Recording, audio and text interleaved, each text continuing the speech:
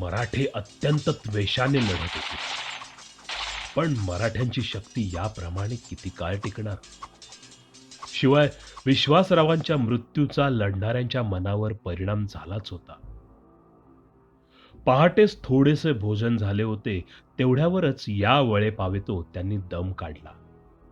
मनुष्य आणि जनावर दोन्हीही पूर्वीच्या 22 दिवसांच्या उपासमारीने थोडे बहुत हल्लक झालेच होते. त्यात पहाटेच खाल्लेले अन्न कोठवर दम देणार? अन्न नाही, पाणी नाही, जात्या मूळची दक्षिणेच्या लोकांची शक्ती गिलच्यांहून कमीच. त्यात पुष्कळ दिवसांचे हाल. याच्या उलट याच्या उलटची स्थिती गिलच्यांची होती. जातीचे मूळ राक्षस, त्यात त्यांच्याकडे रसदेचे हाल अजिबात नसल्यामुळे त्यांची शक्ती कायम होती. त्यातही गिलच्या सकाळनंतर अन्न मिळाले होते. कजलवाश रिसाला तर 10 वाजता खाणे-पिणे मिळाल्याने ताज्या दमाचा होता. हे लोक सर्व दुराण्यात आपल्या ताकदीसाठी प्रसिद्ध होते. त्यात विश्वासराव पडल्याची खबर पसरल्यामुळे अब्दालीची आणि अफगाण्यांची हिंमत वाढली होती. बरखुरदार खानाचा इब्राहिम खानाने फडशा पाडला होता. त्याच्याकडे 2000 कजलबाज फौज रवाना करून आणि पळालेले पायदळ जमा करून अब्दाली, जो आत्तापर्यंत बचावाची लढाई करत होता, ती आता त्याने उठावाची करण्यास आरंभ केला.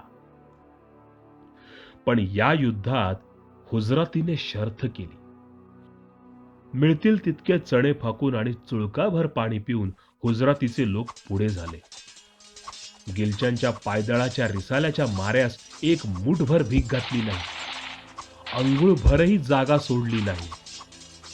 दोन्ही पक्षांकडील शेकडो माणसे याप्रमाणे लढून मेली, पण कोणी कोणास हार जात नव्हते. असे प्रहरभर आणखी युद्ध झाले. उजव्या बाजूस यशवंतराव पवार आणि शमशेर बहादर मोठ्या शौर्याने रोहिल्यांशी लढत होते. पण ईशेच्छेने यशवंतराव ठार झाले आणि शमशेर बहादर घायल होऊन रणात पडले. त्यांच्या लोकांनी उचलून त्यांना मागे काढले. पण शमशेर बहादर आणि पवारांची फौज बहुतेक गारद झाली होती. डाव्या बाजूस इब्राहिम खानावर बरखुरदार खान आणि त्याच्या मदतीस आलेल्या कजलबाज स्वारांनी निकराचा हल्ला केला. इब्राहिम खानाने अफगाणांचा पुष्कळ फडशा पाडला होता. त्यामुळे ते लोक मनगटे जाऊन इब्राहिम खानावर पडले. तोफांची रंजक खाऊनही फौजेत घुसून त्यांनी गार्दी कापून काढला. इब्राहिम खानाचा पुत्र आणि भाचा मारला गेला. खासा इब्राहिम खान स्वतः घायाळ झाला. पण हिम्मत न सोडता बाकीच्या फौजेनिशी तो लढतच होता. आता मराठ्यांचा अपजय बहुतेक ठेवलाच होता. इब्राहिम बहुतेक गारद झाला होता.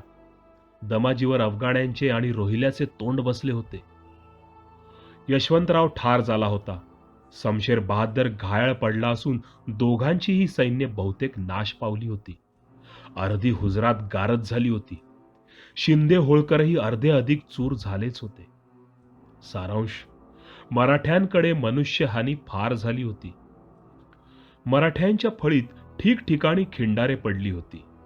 तेव्हा आता जय येणे शक्यच नव्हते. पळावयाची हीच वेळ होती. मल्हारराव होळकरास प्रथम पळावयाची बुद्धी होणे साहजिकच होते. संधी साधेल तेव्हा कसून मारावे आणि पडती बाजू दिसली की पळावे. अर्थात हे पळणे भीतीचे किंवा कुचराईचे नव्हते, तर योग्य वेळ आली म्हणजे पुन्हा उलटून मार देणे हाच यातील हेतू. व्यर्थ प्राणघात न करता आपल्यास बचावणे आणि पुन्हा वेळ आली की उलट खाऊन मार देणे, अशा प्रकारचा गनिमी कावा मल्हारराव आजपर्यंत खेळत आला होता. त्याने भाऊसाहेबास निरोप पाठवला. भाऊसाहेब, आता तुम्ही व्यर्थ प्राण वेचू नये. पुन्हा दिल्लीवर जमाव धरून हुतुतू घालून गिलचा जोर करू, पण आता तुम्ही निघा. मल्हारराव अशी वेळ आल्यास निघाल्या वाचून राहणार नाही हे भाऊसाहेब जाणून होते. त्यामुळे आपण निघावे हे उत्तम, आम्ही येतेच राहतो, असा भाऊसाहेबांनी जबाब पाठवला. एव्हाना मराठा फौजेत लहान लहान खिंडारे पूर्वीपासूनच पडत होती. पण मल्हाररावांच्या जाण्याने एक मोठे खिंडार पडले आणि पाण्याच्या लोटाला आत घुसण्यास मोठी संधी सापडली. जनकोजी शिंदे हा सर्व प्रकार पाहत होते. मध्यावर हुजरातीची आणि गिलच्यांची निशाणापाशी भयंकर मारामारी चालली होती हे त्यास दिसत होते. समोर मल्हाररावाचे तोंड सुटले तेव्हा नजीब खानाने मध्याकडे चाल केली. ही गोष्ट पाहून जनकोजींनी त्याच्यावर घोडे घालण्याचा निश्चय केला.